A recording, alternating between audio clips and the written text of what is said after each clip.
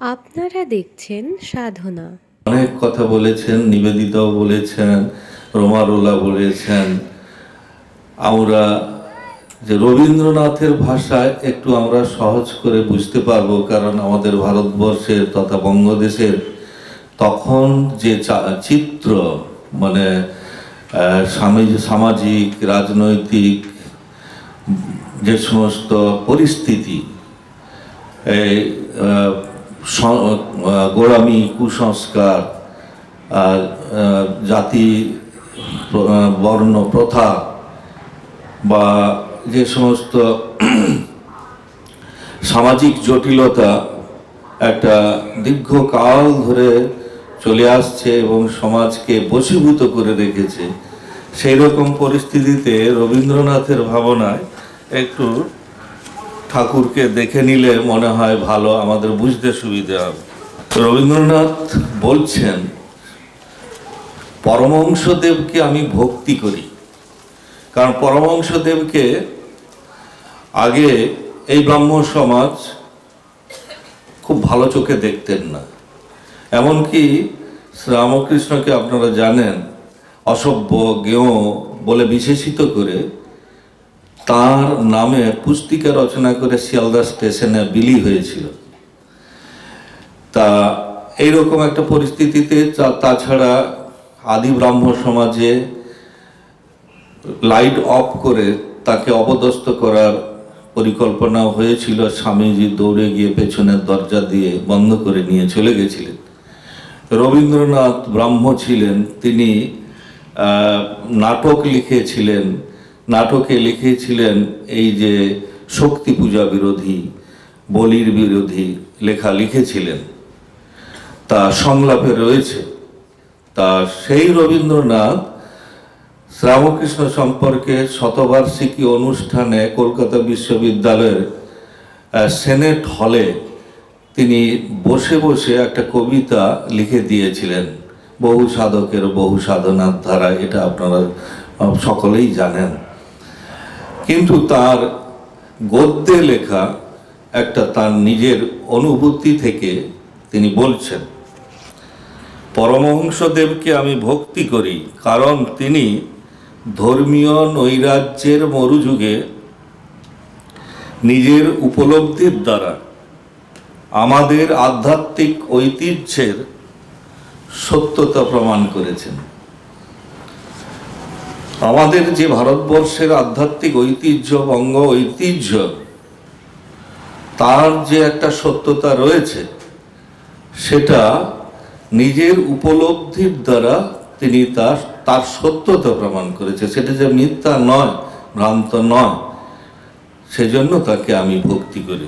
তার বিশাল শক্তি আপাত সংঘাতশীল সাধনা সমূহকে নিজের মধ্যে মিলিত করতে পেরেছে। সাধকে সাধকে যে দ্বন্দ্ব বিবাদ, সেটা নিজের যে আধ্যাত্মিক শক্তি, সেই শক্তির বলে, অর্থাৎ তার গ্রহিষ্ণুতা, তার সহিষ্ণুতা, এই বলে। এবং সেটা স্বামীজি চিকাগো ধর্ম মহাসম্মেলনের প্রথম ভাষণে দেখবেন, তিনি বলছেন যে বিশ্বজনীন সহিষ্ণুতা, বিশ্বজনীন গ্রহিষ্ণুতা, এইটা যে বলেছেন, উল্লেখ করেনি শ্রীরামকৃষ্ণের নাম, তার গুরু সম্পর্কে তার ধারণা, শ্রীরামকৃষ্ণের নাম উল্লেখ করে তিনি ভারতবর্ষের যে প্রকৃত চরিত্র, প্রকৃত তার অন্তরের যে প্রকৃতি, সেটাকে তিনি পরিব্যক্ত করেছেন যে বিশ্বজনীন গ্রহিষ্ণুতা, বিশ্বজনীন সহিষ্ণুতা, সমস্ত দ্বন্দ্বকে তিনি গ্রহণ করেছেন। এবং তাছাড়া তার মধ্যে তিনি মিলিত করতে পেরেছেন সমস্ত ধর্ম সত্য। কিন্তু কোনো ধর্ম বলে না সমস্ত ধর্ম সত্য, শ্রীরামকৃষ্ণ বললেন সমস্ত ধর্ম সত্য। এবং তাকে সেই সমস্ত পথকে তিনি স্বীকার করছেন, তিনি স্বীকৃতি দিচ্ছেন এবং বলছেন আমি ভক্তি করি। সেখানে বলছেন যে তার বিশাল শক্তি আপাত সংঘাতশীল সমস্ত সাধনা সমূহকে নিজের মধ্যে মিলিত করতে পেরেছেন। আরেকটা মস্ত বড় ব্যাপার, তখন সমাজের মধ্যে যেটা ছিল সেটা হচ্ছে পুরোহিত এবং পণ্ডিতদের যে বিদ্যা গর্ব এবং আড়ম্বর ছিল, যেটা সমাজকে একটা চাপের মধ্যে রেখেছিল, কিন্তু সমাজ তা বহন করে নিয়ে গেছে সেই বোঝা। সেটাকে বলছেন রবীন্দ্রনাথ উপলব্ধি করেছেন। তিনি বলছেন, আমি তাকে ভক্তি করি কারণ তার আত্মার সাফল্য, তিনি তার আত্মাকে তিনি উপলব্ধি করেছেন, তিনি তার স্বরূপকে তিনি উপলব্ধি করেছেন। তার আত্মার সাফল্য চিরদিনের জন্য হতমান করেছে, আর তারা মাথা তুলে দাঁড়াতে পারেনি। এবং সেই সংস্কৃতি অবলুপ্ত, যে পুরোহিত পণ্ডিতদের যে বিদ্যা গর্ব আড়ম্বর, তারপর থেকে ধীরে ধীরে ধীরে ধীরে সমাজ থেকে, পরিবার থেকে বিলুপ্ত হয়ে গেল। এবং সেইটার সূচনা তিনি করেছিলেন। আর শ্রীরামকৃষ্ণ কি করেছিলেন? যখন শ্রীরামকৃষ্ণ এই বঙ্গভূমিতে এসেছিলেন, তার কোনো ঐশ্বর্য ছিল না, কোনো ঐশ্বর্য ছিল না, বিদ্যার ঐশ্বর্য, না ধনসম্পদ, না লোকবল, না কিছু। তিনি একজন মানুষ, ব্যক্তি, রক্ত মাংসের শরীর, এবং দুস্থ পরিবারে তার জন্ম। তিনি লেখা পাঠশালাতে তিনি শুধু পড়তেন, তার বাইরে তিনি বহু শাস্ত্র কথা তিনি শুনেছেন, তিনি স্মৃতিতে সব ছিল। এবং পরবর্তীকালে সেটা তিনি তার জীবন দেখিয়ে গেছেন, যে আমরা শুনি, আমরা স্মরণে রাখতে পারি না, আমরা শুনি, আমরা জীবনে রূপায়িত করতে পারি না, আমরা শুনি, আমাদের চলমান জীবনে তা নিয়ে চলতে পারি না, ভুলে যাই। আমরা কত কত শুনছি, কিন্তু আমরা কে কতটুকু জীবনযাপন করতে পারছি, জীবনে রূপায়িত করতে পারছি, ব্যক্তিগত জীবনে, পারিবারিক জীবনে, সংঘ জীবনে, প্রাতিষ্ঠানিক জীবনে, সমাজ জীবনে, কর্মক্ষেত্রে, শিক্ষাক্ষেত্রে, চিকিৎসা ক্ষেত্রে, কারিগরি ক্ষেত্রে, কৃষিক্ষেত্রে কতটা আমরা মেনে চলতে পারি তা আমরা জানি। আর আমি যদি না নিজেকে জানতে পারি, কিন্তু অপরে জানে। বলে আমি দুটো চোখ দিয়ে জগৎ দেখি, জগতের এত চোখ আমাকে দেখছে, সেই জন্য আমার উপরে এই যে জগতের এত দৃষ্টির শাসন, সেটা যদি আমি স্মরণে রাখি, তাহলে আমি কিন্তু ঠিকভাবে চলতে পারবো। এবং সেই সঙ্গে ঈশ্বরের দৃষ্টি রয়েছে, ঈশ্বর সেখানে আমাকে খেলতে লাগিয়ে দিয়েছেন, লাটাইটা রয়েছে কিন্তু ঈশ্বরের হাতে, এবং তিনি বসে বসে খেলা দেখছেন, অর্থাৎ ঘুড়ি ওড়াচ্ছেন। শ্যামা মা ওড়াচ্ছ ঘুড়ি, সেখানে বলছেন লাখে দু একটা কাটে, হেসে দাও মা হাত চাপড়ি। তা সেজন্য এই যে কথাগুলো আমরা যদি জীবনে রূপায়িত করতে পারি, শাস্ত্র কথা, নীতি কথা, মূল্যবোধের কথা, তাহলে আমরা সোনা হয়ে যাব। দেশে অভাব, আমরা বলছি যে অভাব অভাব অভাব, অনৈতিকতা, দুর্নীতি, সেটা হচ্ছে মানুষের অভাবে। দেশটা যদি মানুষে ভরে যায়, তাহলে দেশে কোনো অভাব নেই। কারণ মানুষের তো চাহিদা বেশি নেই। মানুষ যারা হবে তাদের চাহিদা বেশি থাকে না, সেজন্য অভাব থাকে না। আর যতক্ষণ আমাদের মধ্যে অহংকার, অভিমান, তার দ্বন্দ্ব যদি আমাদের মনে থাকে, ভালো মন্দের দ্বন্দ্ব থাকে, সুখ দুঃখের দ্বন্দ্ব থাকে, সেই দ্বন্দ্ব থেকে এই অশান্তি, সুখ দুঃখ, এই আলো আঁধারের মধ্য দিয়ে আমাদের চলতে হচ্ছে। আমরা শান্তি খুঁজে বেড়াই, আমরা শান্তি পেতে চাই। সেই শান্তির জায়গাটা শ্রীরামকৃষ্ণ করে দিলেন।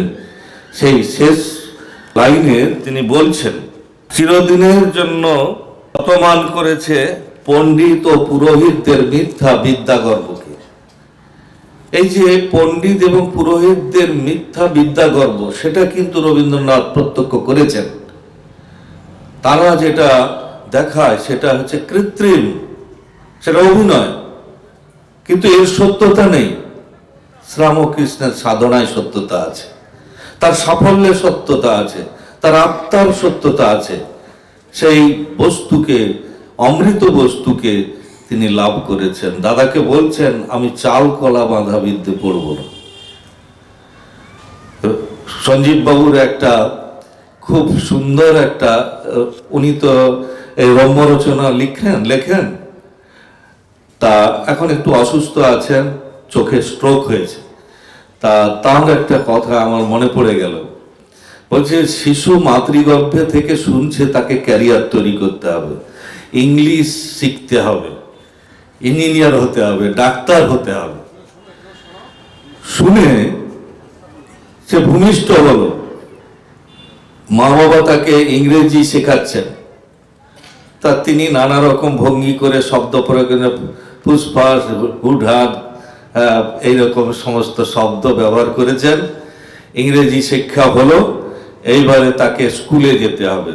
বাবা মা তাকে স্কুলে নিয়ে গেছেন, ইংলিশ মিডিয়ামে নাম করা স্কুলে নিয়ে গিয়ে তাকে ভর্তি করিয়ে গাছতলায় বসে আছেন, আর সারা স্কুল কান্নার রোল। তারা ভয় পেয়ে গেছেন, কি ব্যাপার, ছেলেরা কাঁদছে কেন? কিছু সময় পরে দেখা গেল মাস্টার মশাইরা ছেলেটিকে ধরে নিয়ে আসছে, দেখছে তার ছেলের চোখে মুখে একেবারে জল সর্দি সব মাখানো, সে বিভৎস কিম্ভূত কিমাকার চেহারা। তার বাবা মা তো ভয় পেয়ে গেছে, হলো কি তার ছেলের উপরে অত্যাচার হয়েছে। তা তখন মাস্টারমশাই বলছেন, আপনি আপনার ছেলেকে নিয়ে যান, ছেলের লেখাপড়া হয়ে গেছে। সে কেন কি করেছে না, সে সমস্ত ছেলেকে আঁচড়েছে। সে মাতৃগর্ভ থেকে বলছে যে ইংরেজি শিখে সে আঁচড়ানো শিখেছে, সে সমস্ত ছেলেদের আঁচড়াচ্ছে। সেই জন্য আঁচড়ে দিয়েছে, তারা সব কান্নাকাটি করছে, আপনার ছেলেকে আর পড়াতে হবে না, দয়া করে আপনি নিয়ে যান। তাহলে এইরকম সমস্ত আঁচড়ানো কামড়ানো সব ছেলে মেয়েদের তৈরি করা হচ্ছে ইংলিশ মিডিয়ামে পড়িয়ে, মানে এভাবে তিনি ইঙ্গিত করতে চাইছেন। তা সেই জন্য মানুষ হতে হবে। একটা গল্প বলছেন, গল্প একটা আছে যে ছেলে মাধ্যমিক পরীক্ষায় বসবে, মা কালীর কাছে প্রার্থনা করছে তার ছেলে যেন মাধ্যমিকে ভালো ফল করে। ছেলে মাধ্যমিকে ফল করলে কি হবে, মা কালীকে তিনি বেনারসি দেবেন। ভালো ফলের করেছে, রেজাল্ট বেরিয়েছে, মাকে বেনারসি দিলেন। তারপরে উচ্চ মাধ্যমিকের পরীক্ষা এসে গেছে, ভয় মায়ের, মা কালীর কাছে দৌড়ে গেছে, গিয়ে কান্নাকাটি করছে, মা আমার ছেলেকে উচ্চ মাধ্যমিকে ভালো ফল যেন করতে পারে, আপনি দেখবেন। ভালো রেজাল্ট করলো, তাহলে রেজাল্ট করলে কি হবে না, মাকে সোনার জিভ করে দেবে। তার সোনার জিভ মাকে করিয়ে দিলেন। তারপরে ইঞ্জিনিয়ারিং এ চান্স যদি পায় তাহলে রত্ন সিংহাসন করে দেবেন। রত্ন সিংহাসন হয়ে গেল, ইঞ্জিনিয়ারিং এ চান্স পেল। তারপরে ইঞ্জিনিয়ার হয়ে গেল, তখন তার চাকরি পেতে হবে। মা গিয়ে বলছে, যদি ছেলের চাকরি একটা হয়ে যায় তাহলে তোমাকে সোনার মুকুট করে দেবো। তার ছেলে চাকরি পেল, সোনার মুকুট করে দিল। একদিন এসে সে মা কালীর সামনে হাউ হাউ করে কাঁদছে। তখন বলছে যে কি, পাশে একজন সাধু ছিলেন, যে সাধুর কালী মন্দির তৈরি করেছেন, পাশে থাকতেন। মা, এতদিন তো আমি দেখেছি তুমি হাসি মুখে বেরিয়েছো, এসেছো, কিন্তু এবারে তুমি এত কান্নাকাটি করছো কেন? বলে, বাবা, আমার ছেলেটা জেলে আছে, কি অপরাধ করেছে জানি না, তা সে জেলে আছে, সেই জন্য আমি বলছি মা, অন্যেরা চক্রান্ত করে ছেলেকে জেলে পাঠিয়েছে, তা যাতে মা জেল থেকে তাকে জামিন পায় তার ব্যবস্থা করে দেন। তখন বলছেন, মা, আমি তো জানি আপনি মার কাছে যা চেয়েছেন তাই পেয়েছেন, কিন্তু মা ছেলেকে কি মার কাছে কি বলেছেন আপনার ছেলেটা মানুষ হোক? মানুষটা হয়নি, আর সব হয়েছে। সেই জন্য আমাদের ভাবনা রাখতে হবে ছেলে মেয়ে কি করে মানুষ হয়। আমি তো বহু বছর ধরে শিক্ষা প্রতিষ্ঠানের সঙ্গে যুক্ত ছিলাম, আবাসিক, আংশিক আবাসিক। তা দেখেছি বেশিরভাগ পিতামাতাকে বলতে, আমার ছেলেটা যাতে ভালো রেজাল্ট করে মহারাজ দেখবেন। কিন্তু তার মধ্যেও দু একজন মাকে বাবাকে আমি দেখেছি, বাবা এটা নিয়ে কিছু ভাবেন না। মা এসে বলেন, মা রেসিডেন্সিয়ালে ঢুকছেন, দু হাতে দুটি ব্যাগ, এবারে নিয়ে এসে চিফ ওয়ার্ডেনের অফিসে ব্যাগ দুটি নামিয়ে দিলেন। মহারাজ এই নিন, আমার ছেলে যে ছাত্রাবাসে থাকে, যে ক্লাসে পড়ে, সবার জন্য। এবং আবার অন্য অনেক বাবা মা আছেন, বেশিরভাগ তারা নিয়ে আসছেন ছেলেকে ডেকে নিয়ে গিয়ে গাছতলায় কি মাঠের কোনায় নিয়ে গিয়ে একটা আসন পাতবেন, বসবেন, তাকে খাওয়াচ্ছেন, হ্যাঁ, তাকে দিয়ে দিচ্ছে। তারপর দু একদিন পরে দেখছি ছেলে একটা বাটির মধ্যে কিছু একটা লুকিয়ে নিয়ে ডাস্টবিনের দিকে যাচ্ছে। আমি ধরলাম, তো বাটিতে ওটা কি আছে রে? না মিষ্টি। কেউ বলছে কে? আমি কি হলো? না মা দিয়ে গেছিলেন, খেতে পারিনি, সেটা ফেলতে যাচ্ছি, খারাপ হয়ে গেছে। তা তুই বন্ধুদের দিলি না কেন? দিতে পারতিস তো। না মা বারণ করেছে, কাউকে দিবি না, না খাবি, ফেলে দিবি। তা একটা ছেলেকে এরকম আমরা ধরেছিলাম, যে সে পরে তার সম্পর্কে আমি জানলাম, তাকে কোনোদিন আমি হস্টেলে অ্যালাউ করিনি। সে হচ্ছে সবসময় ডে স্কলারই থেকেছে, কিন্তু প্রথমের দিকে রেজাল্ট করতো, কিন্তু তা সত্ত্বেও ঢোকায়নি। তার ক্যারেক্টারটা এরকম যে সে লুকিয়ে খাবে, না পারবে খেতে, ফেলে দেবে। আর কি করবে, চলে যাবে তো অন্যের কিছু একটা খাতা নষ্ট করে দেবে, বই নষ্ট করে দেবে, জামা কাপড় নষ্ট করে দেবে, আর বাগানের পাশ দিয়ে যাবে, বাগানের ফলটা তুলে নেবে। এই রকম এই হ্যাবিট আমি দেখেছি, দেখে সেই ছেলেটাকে আমি হস্টেলে ঢুকতে দিইনি। তা এরকম আমার মনে পড়ছে, শ্রদ্ধেয় সুখানন্দজি আছেন, এটা পুরুলিয়ার ঘটনা। একটি ছাত্র নতুন ভর্তি হয়েছে, সেই দিন জয়েনিং ডেট, ছেলে এসে ভর্তি হয়েছে। সেখানে প্রথম ডাইনিং হলে খেতে গেছে, বাচ্চা ছেলে যারা পরিবেশন করেছে একইভাবে পরিবেশন করে যাচ্ছে, সেই শিশুটিকেও ঠিক সমান পরিমাণ দিয়েছেন। যিনি চিফ ওয়ার্ডেন ছিলেন কালীপদ মহারাজ, তিনি দেখতে গেছেন ডাইনিং হলে, অভিভাবক অভিভাবিকেরা খাচ্ছেন, ছেলেরা খাচ্ছে। তা দেখছেন ওই ছেলেটির প্লেটে একটা পূর্ণ মানুষের পরিমাণ খাবার। তখন তার মাকে বলছেন, মা আপনি ছেলেটা তো খেতে পারবে না, তা তখনই আপনি নেওয়ার সময় তাকে বারণ করতে পারতেন, ও যতটা খাবে নেবে, আবার পরে যখন রিপিট হবে তখন নেবে। বলছে না আমরা তো টাকা দিয়েছি। ঠিক মায়ের মুখে এই কথাটা, যে আমরা তো টাকা দিয়েছি। সঙ্গে সঙ্গে তিনি বললেন, আপনারা খাওয়ার পরে আমার সঙ্গে এসে দেখা করবেন। খাওয়ার পরে যখন অফিসে গেলেন, তখন কালীপদ মহারাজ বলছেন, আপনার ছেলে এখানে পড়বে না, আপনার টাকা আছে, অনেক বড় বড় প্রতিষ্ঠান আছে যেখানে টাকা দিয়ে নিয়ে পড়ানো হয়, আপনার ছেলে সেখানে পড়বে, এখানে পড়বে না। তা সেই জন্য মানুষের দরকার আমাদের। সেইটাই যে শ্রীরামকৃষ্ণর কাছে যাচ্ছি, কিন্তু আমরা যে যুক্তি জাল ভেদ করে। যখন শ্রীরামকৃষ্ণ দক্ষিণেশ্বরের তপবনে সাধনায় রত, তার কাছে কারা ছিলেন? কয়েকজন শিক্ষিত যুবক, ত্যাগী সন্তান, কিছু ভক্ত। এমন কিছু সংখ্যা ছিল না যেটা একটা জনবল। ঠিক একই সময় তখন ছিল ডিরোজিওর ইয়াং বেঙ্গল বাহিনী, ভারতীয় বঙ্গ সংস্কৃতি, ভারতীয় সংস্কৃতি, ভারতীয় শিক্ষা আর বিরুদ্ধে একটা প্রচার সমাজে, সেই যুবক গোষ্ঠীকে দিয়ে। এবং যার প্রভাব পড়েছিল আমাদের গিরিশবাবুর মধ্যেও। গিরিশবাবু শিবমূর্তির ওপরে বসে শিবমূর্তিকে অত্যাচার করেছেন, আপনারা জানেন। দুর্গাপুজোর আগে এক দুর্গা প্রতিমাকে কুঠার দিয়ে টুকরো টুকরো করে কেটে সারা দিন ধরে তার উঠোনে গর্ত করে তাকে মাটিতে প্রথিত করেছেন। এই সংস্কৃতি, সেই সংস্কৃতির মধ্যে আর কি ছিল না, ব্রিটিশ ব্যাটালিয়ন ছিল। তারপরে আর কি ছিল, ব্রাহ্ম সমাজ। যে ব্রাহ্ম সমাজে বাঙালি, এলিট বাঙালিরা সমস্ত ব্রাহ্ম সমাজে যাওয়া আসা করে, যারা রামকৃষ্ণের বিরোধী তারা কথাবার্তা বলে। আর সেই রকম একটা পরিস্থিতিতে তিনি গোপনে সেখানে তিনি কি করছেন, তার কোনো লোকবল নেই, অর্থবল নেই, অস্ত্রবল নেই, তিনি সেখানে কি করছেন, গোপনে নীরবে সাধনা করছেন।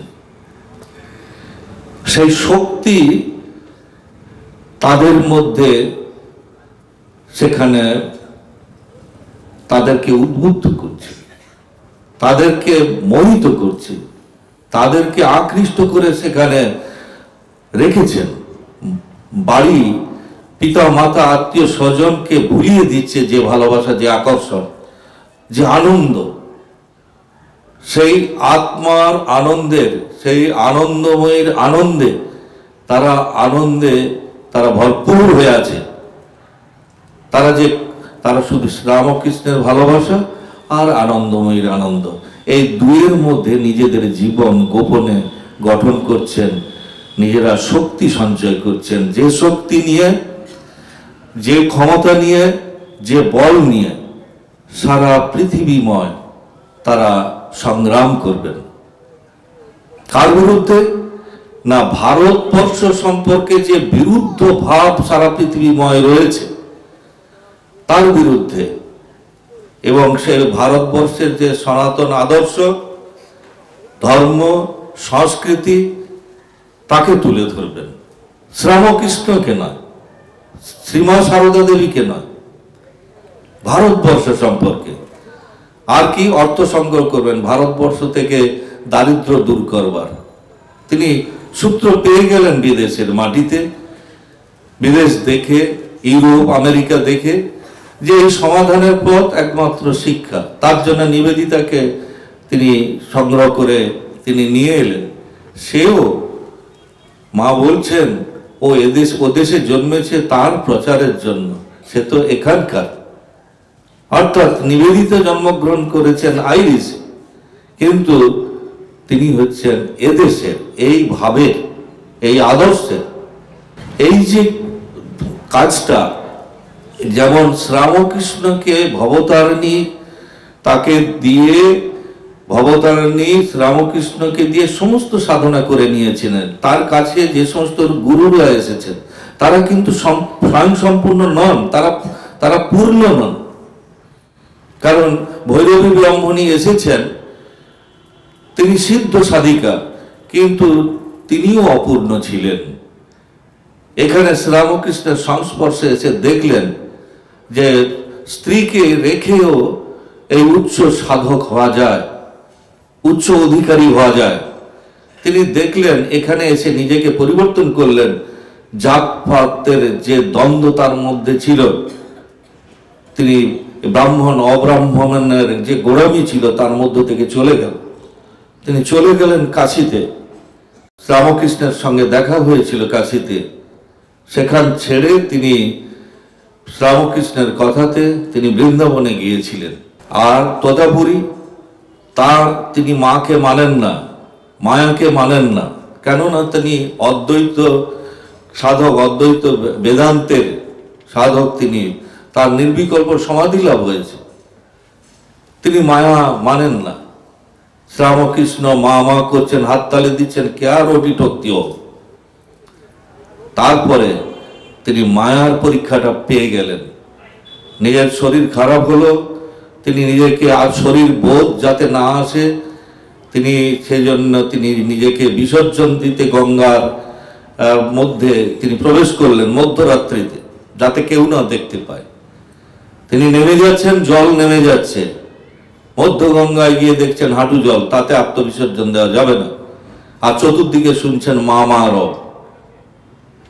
তখন তিনি উঠে এলেন, সেই রাতের অন্ধকারে তিনি মায়ের মন্দিরের দিকে যাচ্ছেন, আর শ্রীরামকৃষ্ণ হাততালি দিচ্ছেন, বলছেন বাবা ন্যাংটা মাকে মেনেছে, খুব আনন্দ, মাকে মেনেছে। তা এই যে মানে আমি বলি জাদু দেখিয়েছেন, তা শ্রীরামকৃষ্ণ আনন্দ করছেন, মাকে মেনেছে। এই যে মাকে মানিয়ে ছাড়লেন সেই তোতাপুরীকে, তা এই শুধু যে মানুষের করেছেন তা নয়, তিনি সাধক সাধিকাদেরও করেছেন। এই যে দুটো স্রোত রয়েছে, সাধক সাধিকার একটা স্রোত, একটা গৃহী পথ, একটা ত্যাগীর পথ। ভগবান তো দুটোকেই দেখেন, দুজনকেই সিদ্ধি দেন, একটা সাধক সাধিকাদের জন্য আর গৃহস্থদের জন্য।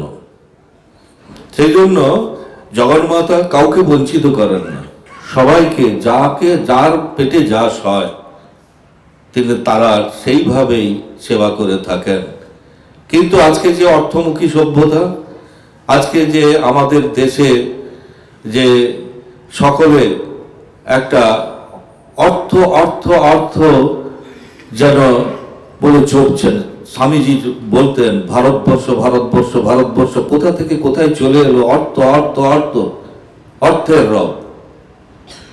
অর্থ মানুষকে সুখ দেবে, অর্থের সঙ্গে দুঃখ আছে, অর্থের সঙ্গে আনন্দ আছে। এই যে দ্বন্দ্ব যেখানে, সেখানেই যত দুঃখ কষ্ট জ্বালা যন্ত্রণা। তাহলে এই যদি চলতে থাকে, জগৎ থেকে দুঃখ জ্বালা যন্ত্রণা যাওয়া তো দূরের কথা, জ্বালা যন্ত্রণা আরো বাড়বে। বিভিন্ন পরিস্থিতি বদলে যাচ্ছে ক্রমশ, আমরা দেখতে পাচ্ছি কি রাজনৈতিক, কি অর্থনৈতিক, কি সমাজনীতি, কি শিক্ষানীতি, চিকিৎসা নীতি সমস্ত বদলে যাচ্ছে, এবং রোগ ব্যাধিও একটা নিত্য নতুন ভাবে সৃষ্টি হচ্ছে।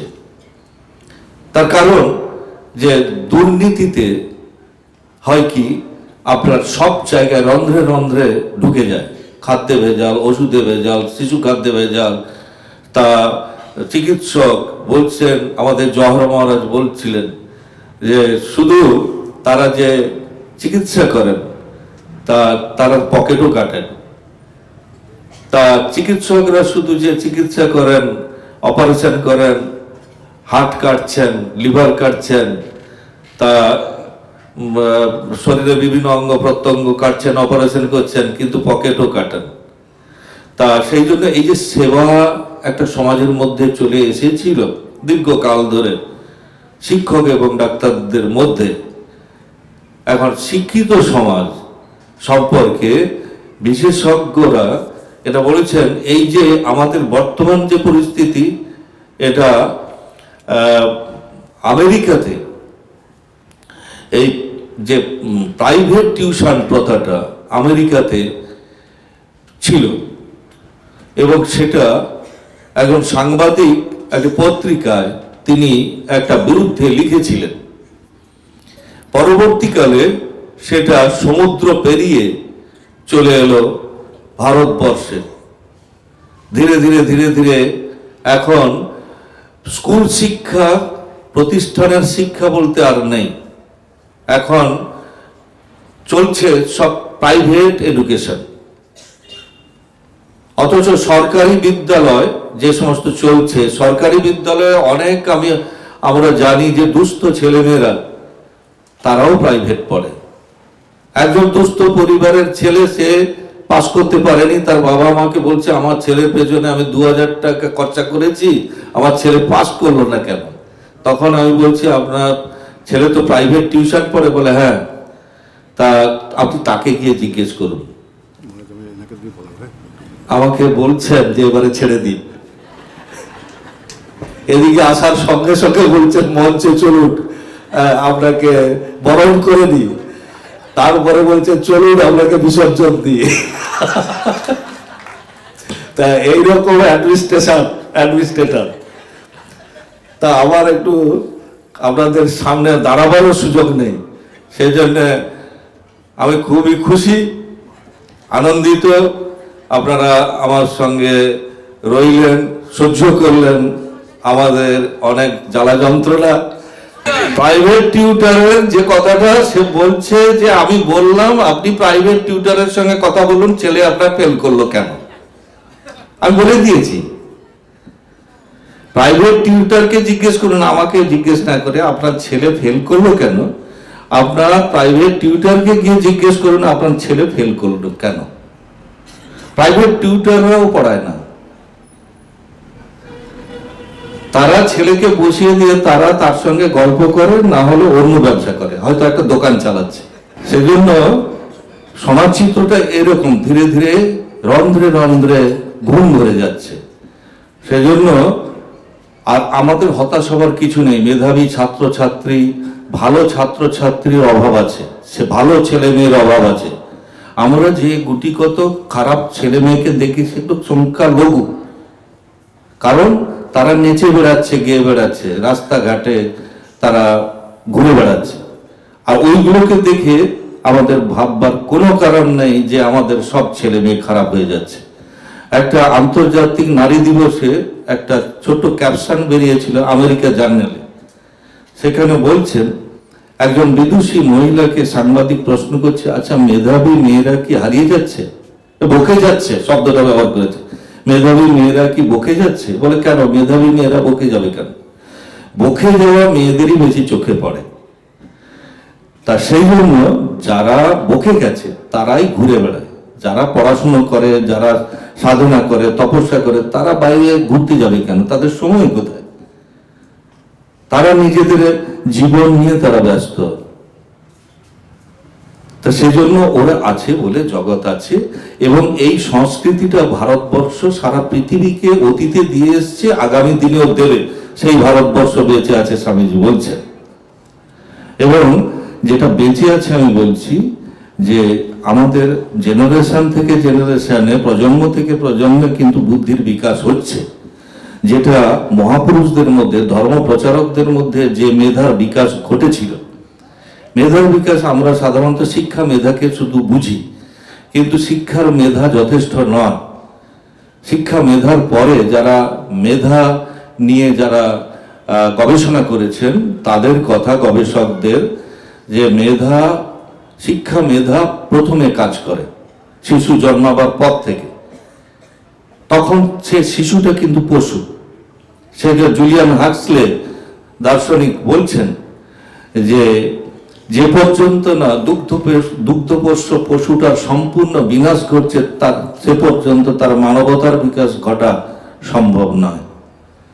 মানবতার বিকাশ ঘটবে না যদি শিশুর সেই পশু আচরণটা সম্পূর্ণভাবে না যায়। তা এখন মানুষের মধ্যে সেই যে পশু ভাবটা বিনাশ ঘটার আগে সে জল, রোদ, খাদ্য সব পেয়ে যাচ্ছে, বাড়ি থেকে, সমাজ থেকে, বিভিন্ন ক্ষেত্রে শিক্ষা প্রতিষ্ঠান থেকে পেয়ে যাচ্ছে, সেইগুলো মহিরুহ হচ্ছে। এই জন্য সোরেকিন বলছেন মানুষের অন্তরের যে কল্যাণ আকাঙ্ক্ষা, মানুষের মধ্যে অন্তরে কল্যাণ আকাঙ্ক্ষা আছে, সেই কল্যাণ আকাঙ্ক্ষাটাই পৃথিবীর সম্পদ রূপে গৃহীত হবে। এটাই পৃথিবীর সম্পদ। সেই কল্যাণ আকাঙ্ক্ষা আছে বলে সারা পৃথিবীর এরকম ধরুন শুভ দিক বেঁচে আছে, এবং শুভ দিক নিয়ন্ত্রণ করছে সারা সভ্যতাকে, সারা দেশ, বিশ্বকে। এই জন্য মার্ক টোয়েন বলছেন আমাদের অতীত ভারতবর্ষ সারা পৃথিবীকে কি দিয়েছে।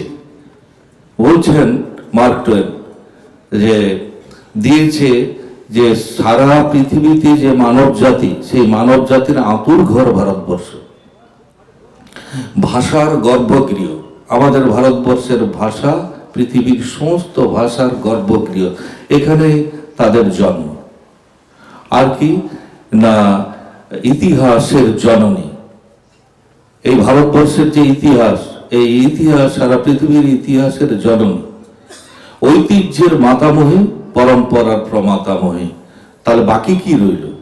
আমাদের বিজ্ঞান ছিল, আমাদের কারিগরি ছিল, কারণ বেদব্যাসের সেখানে আমরা জানতে পারি তিনি সেখানে যে সিলেবাস প্রণয়ন করেছেন সেই শিক্ষা, পরাবিদ্যা অপরাবিদ্যা তার সঙ্গে ছিল, চিকিৎসা ছিল, বিজ্ঞান ছিল, আর সেখানে কলা ছিল, সাহিত্য ছিল, ভাষা ছিল এবং পরা অপরাবিদ্যা। তাহলে দেখা যাচ্ছে যে আমাদের অতীত ভারতবর্ষ কত গৌরবময় ছিল।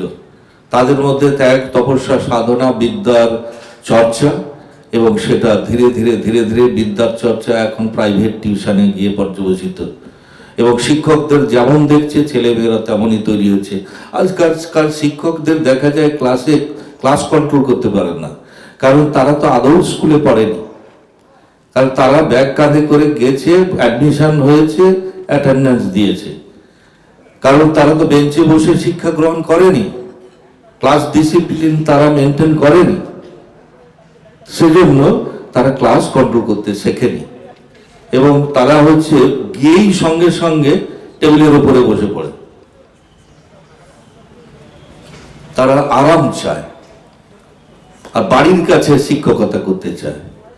এই যে আত্মকেন্দ্রিকতা, সেখান থেকে শিক্ষকদের কাছ থেকে ছেলেমেয়েরা কিছু শিখছে, পরিবার থেকে শিখছে, সমস্ত ক্ষেত্র থেকে ছেলেমেয়েরা শিখছে যারা সংস্কৃতি বিরোধী মনস্ক।